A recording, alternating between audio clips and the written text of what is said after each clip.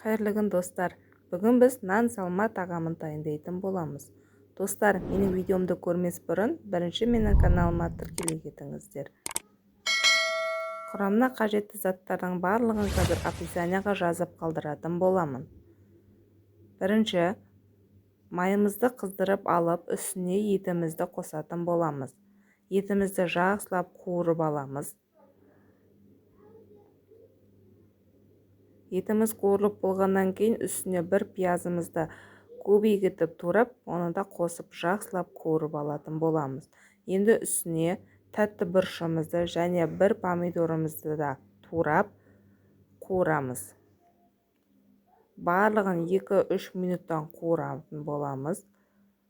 Тәтті бұрыштарымыз қуырылып болғаннан кейін үстіне сәбізімізді қуырамыз. Онан кейін бір картошкамызды қосып жақсылап араластыратын боламыз.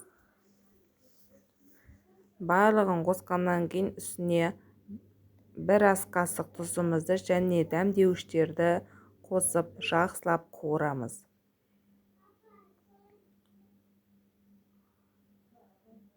Жақсылап қуырып болғаннан кейін суымызды құямыз. Суды неғұрлым көп мөлшерде құйған жақсы. Өйткені біздің етіміз барлығы дәмі шығып жақсылап пісуі қажет. Мен су құйғаннан кейін 1 сағаттай пісірдім. Газдың астын жай қойып 1 сағат көлемінде пісіріп аламыз. Енді қамырын дайындаймыз.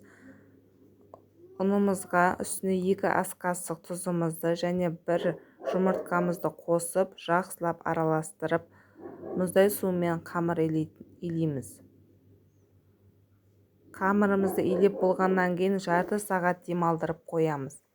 Тыңған қамырымызды пакетке немесе пищевой пленкаға орап жарты сағат қоямыз. Менің қамырым жақсылап тынды.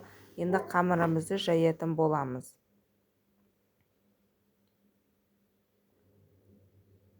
Қамырымызды жұқа қылып жайып шығамыз. Достар, менің видеом ұнап жатса, сіздерден лайк, комментарий күтемін. Менің каналымның дамуына өз үлесіңізді қоса кетіңіз.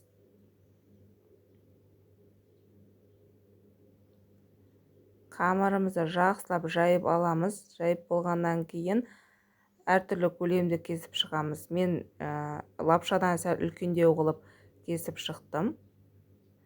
Оны қайнап тұрған суда осылай пісіріп аламыз. Мінекей біздің тамағымыз дайын. Назарларыңызға рахмет. Сіздермен болған Баян.